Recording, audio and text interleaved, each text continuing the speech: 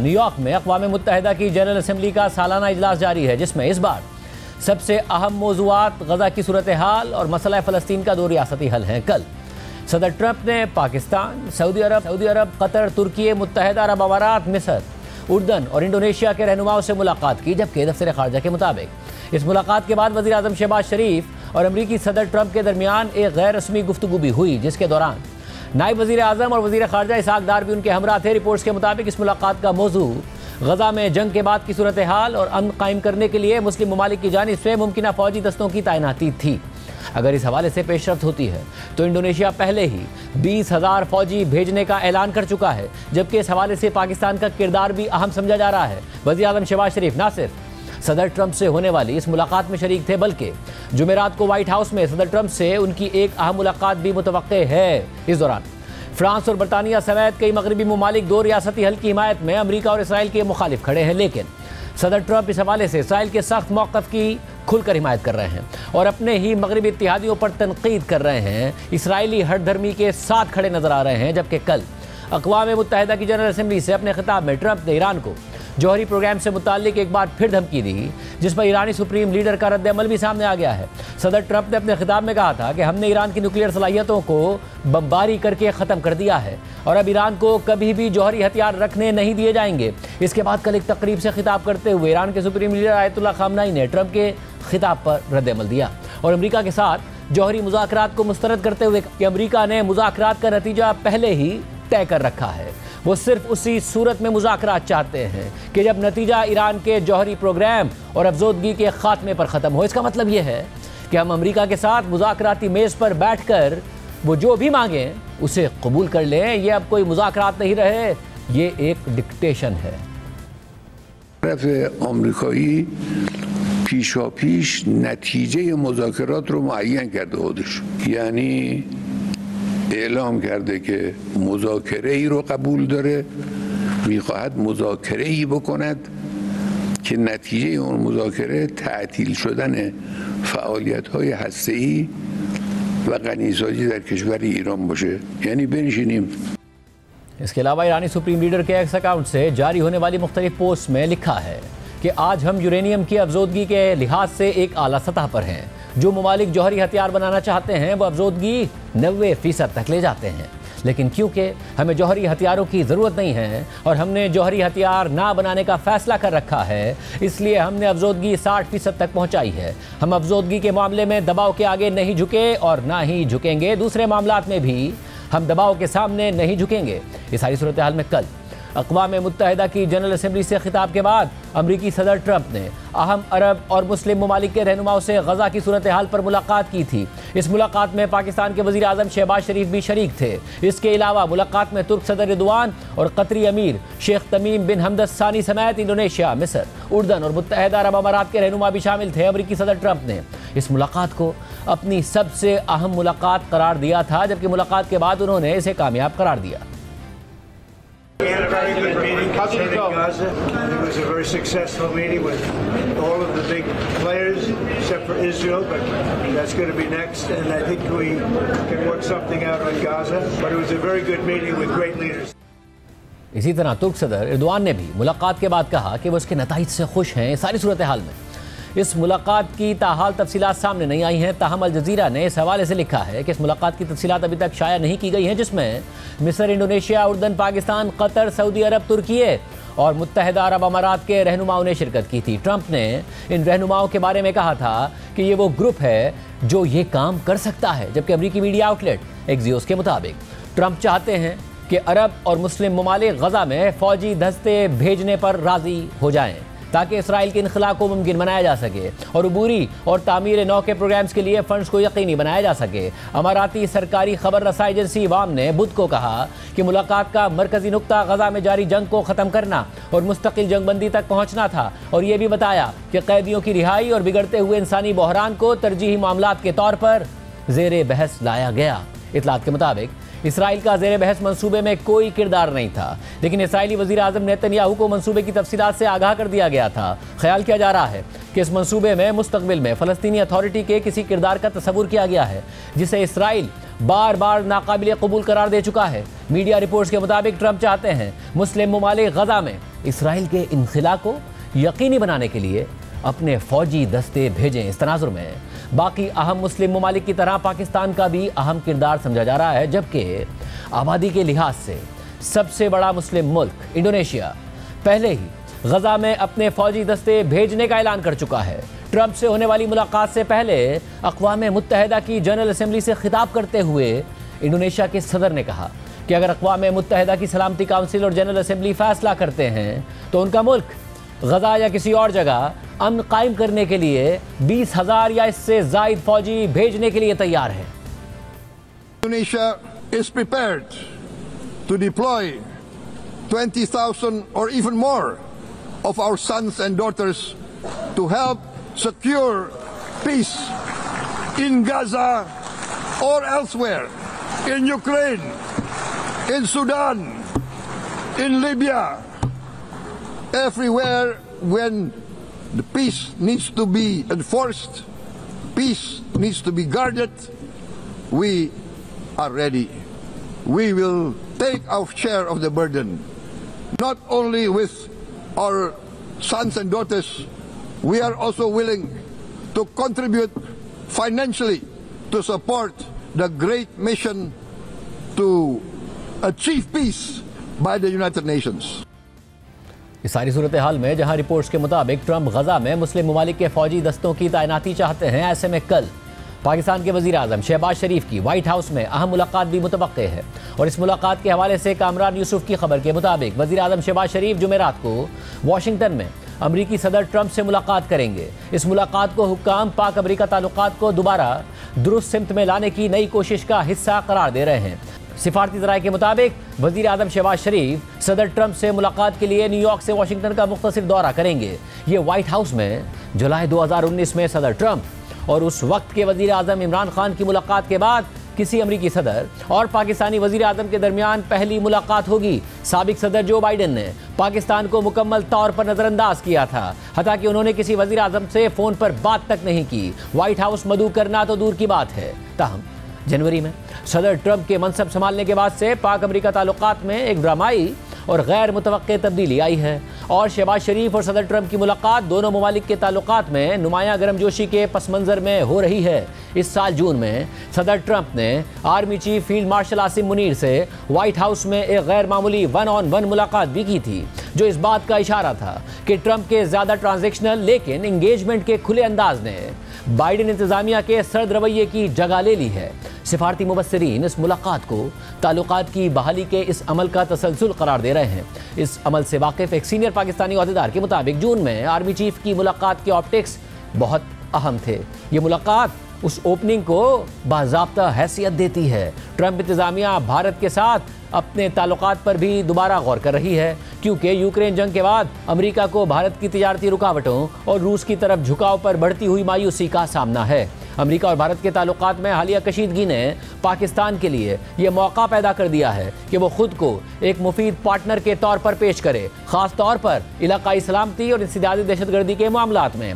पाकिस्तान के हुक्काम का मानना है कि मुलाकात में दो तरफा ताल्लुकात, इलाकाई और आलमी मसाइल बशमूल अफगानिस्तान, इंसदादी दहशतगर्दी ताउन और तिजारती मौक़े पर बातचीत होगी। ताहम तज्ज़ियाकार खबरदार करते हैं कि अगरचे ट्रंप इंतज़ामिया पाकिस्तान के साथ रवाबित बढ़ाने में दिलचस्पी रखती है, लेकिन ये बहाली अभी गैर यकीनी है। इसके अलावा जनूबी एशिया उमूर के माहिर अमरीकी तज्ज़ियाकार माइकल कुगलमैन ने इस हवाले से एक्स पर पोस्ट करते हुए लिखा कि पाकिस्तानी वज़ीर आज़म शहबाज शरीफ का कल व्हाइट हाउस का दौरा मुतवक्के है। ये 2019 में इमरान खान की ट्रंप से मुलाकात के बाद किसी भी पाकिस्तानी वज़ीर आज़म का पहला व्हाइट हाउस विजिट होगा। फ़र्क ये है कि इस बार अमेरिका को कम अज़ कम फ़िलहाल ताल्लुकात को आगे बढ़ाने में हकीकी दिलचस्पी है, जबकि पिछली बार मुलाकात ज़्यादातर अफगानिस्तान से इनखला के हवाले से थी। सारी सूरत हाल में अक़वाम मुत्तहिदा की हालिया जनरल असेंबली से एक चीज़ वाज़ेह हो रही है, और वो ये है कि गजा में इसराइली जारियत के ख़िलाफ़ अमरीका के अहम मगरबी इत्तेहादी अब खुलकर अमरीका और इसराइल के सामने आ गए हैं।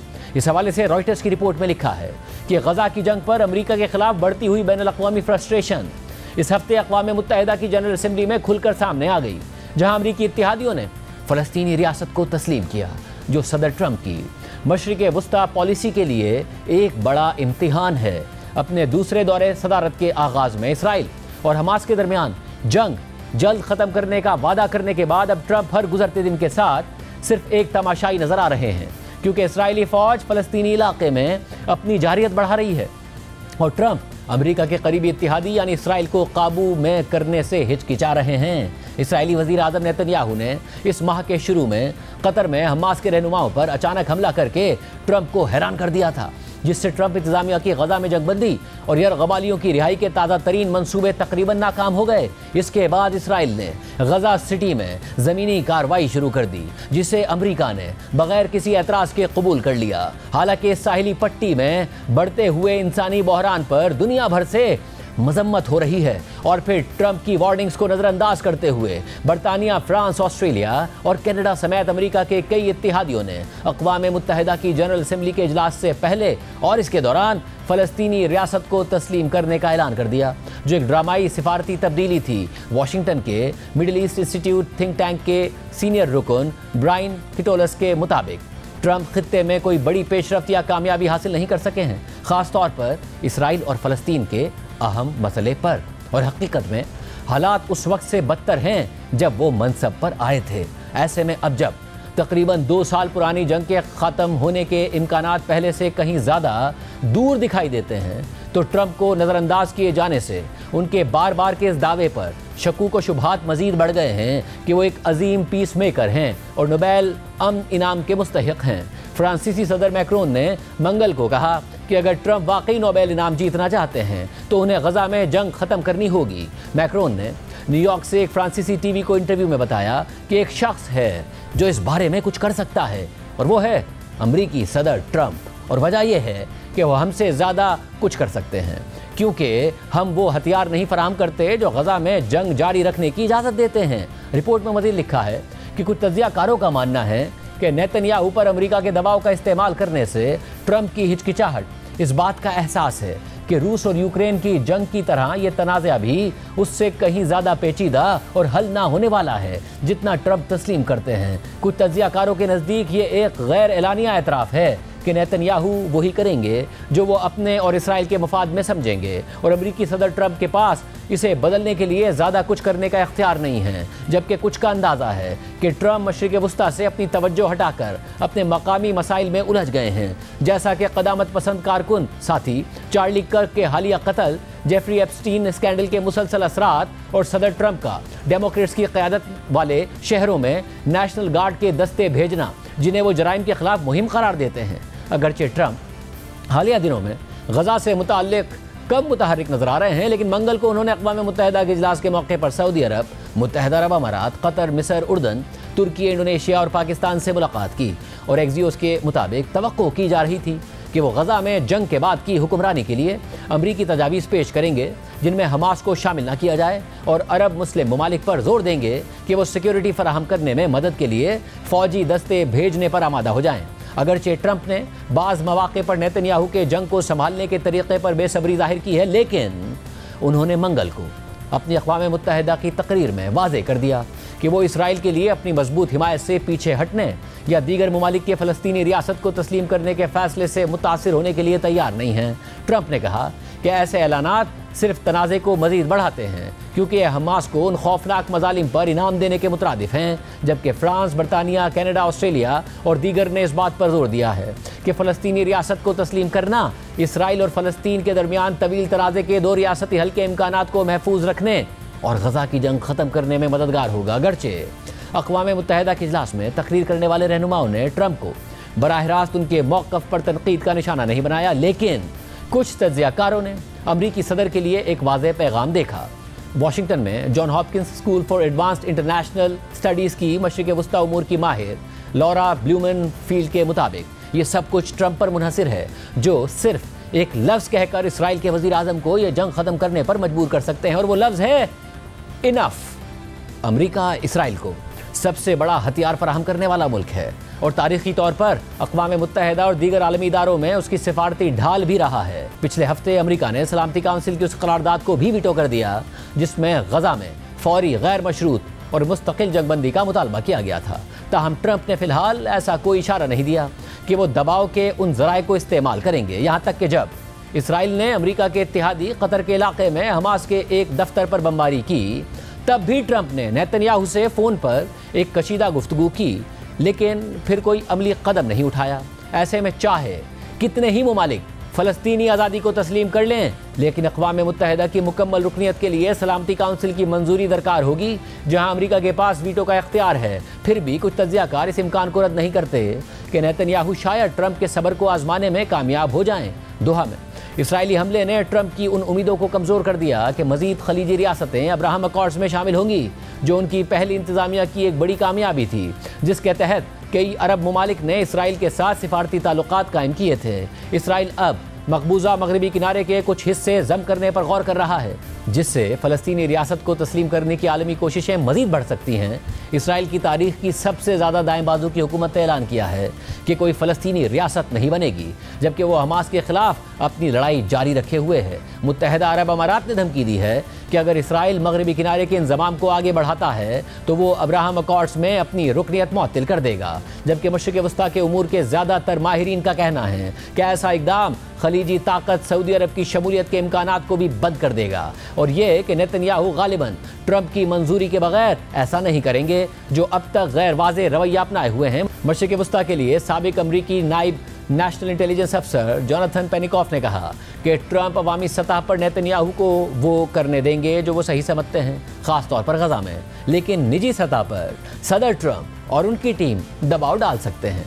अमेरिका के अहम मगरबी इत्तेहादी एक के बाद एक करके आज़ाद फ़लस्तीनी रियासत को तस्लीम तो कर रहे हैं, मगर इसका अमली तौर पर क्या असर होगा, और अगर ये रियासत बन जाती है तो इसकी क़यादत कौन करेगा? इस हवाले से CNN की रिपोर्ट के मुताबिक पिछले हफ्ते बरतानिया, फ्रांस, कनाडा और ऑस्ट्रेलिया ने फ़लस्तीनी रियासत को तस्लीम कर लिया, लेकिन अमरीकी मुखालफत और इसराइली मज़ाहमत के दरमियान इस फ़लस्तीनी रियासत की हकीकत बनने के इम्कानात काफ़ी दूर हैं।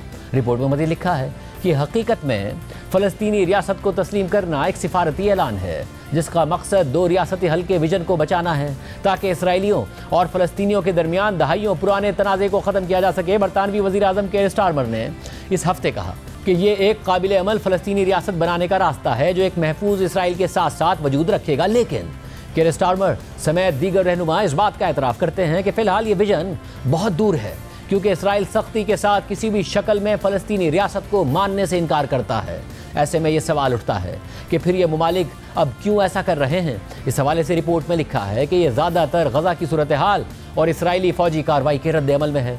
फ्रांसीसी सदर मैक्रोन ने जुलाई में कहा था कि उनकी फ़ौरी तरजीह गज़ा में तनाज़ा ख़त्म करना और तशद्दुद के हिसार को तोड़ना है। उन्होंने मज़ीद कहा था कि हमें आखिरकार फ़लस्तीनी रियासत बनानी होगी, इसकी बका को यकीनी बनाना होगा और इसकी गैर फ़ौजी हैसियत को कबूल करके और इसराइल को मुकम्मल तौर पर तस्लीम करते हुए इस फ़लस्तीनी रियासत को पूरे मशरिक़ वस्ता में सबकी सलामती में किरदार अदा करने के काबिल बनाना होगा। इसी तरह के यूरोपीय ममालिक के अंदरूनी हालात भी इसमें किरदार अदा कर रहे हैं, जहां बड़े पैमाने पर प्रो फ़लस्तीन रैलियां निकली हैं और गज़ा में तबाही और भूख के बाइस अवामी राय इसराइल के ख़िलाफ़ हो गई है।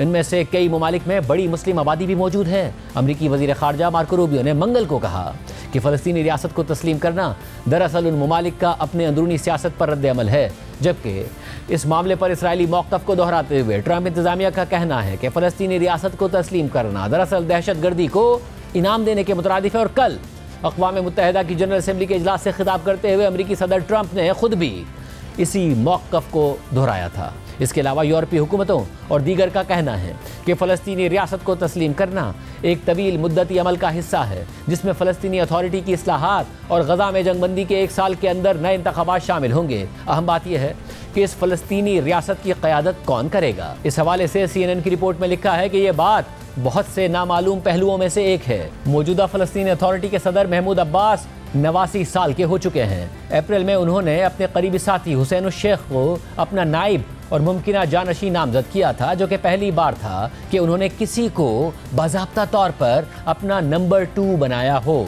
1960 में पैदा होने वाले हुसैन उल शेख अल-फतह के पुराने रुकन हैं और ये तंजीम यासिर अरफात ने कायम की थी और ये फ़लस्तीनी लिबरेशन ऑर्गेनाइजेशन का मरकज़ी धड़ा है। लेकिन फ़लस्तीनी अथॉरिटी वसी पैमाने पर करप्शन और मगरबी किनारे में बढ़ती हुई इसराइली कार्रवाइयों के मुकाबले में गैर मौसर समझे जाने की वजह से फ़लस्तीनी अवाम में अपनी हिमायत खो चुकी है। और राय आमा के सर्वे दिखाते हैं कि इसराइली जेलों में 20 साल से ज़्यादा वक्त गुजारने के बावजूद 66 साला मरवान बरगौती फ़लस्तीनी अवाम में अब भी सबसे ज़्यादा मकबूल शख्सियत हैं, लेकिन इसराइल ने उन्हें जेल में रखने का अज़म जाहिर किया है। लेकिन क्या फ़लस्तीनी रियासत को तस्लीम करना दो रियासती हल हासिल करने में मददगार हो सकता है। इस हवाले से रिपोर्ट में लिखा है कि बरतानवी वज़ीर आज़म केयर स्टारमर ने गुज़िश्ता हफ्ते के आखिर में एतराफ़ किया कि दो रियासती हल एक धागे से लटक रहा है। उन्होंने कहा था कि दो रियासती हल की उम्मीद मध्यम पड़ रही है, लेकिन हम इस रोशनी को बुझने नहीं दे सकते हैं। रिपोर्ट के मुताबिक अमेरिका वाहिद मुल्क है जो इसराइल को अपना मौक़िफ़ बदलने पर मजबूर कर सकता है, लेकिन इस बात के कोई आसार नहीं हैं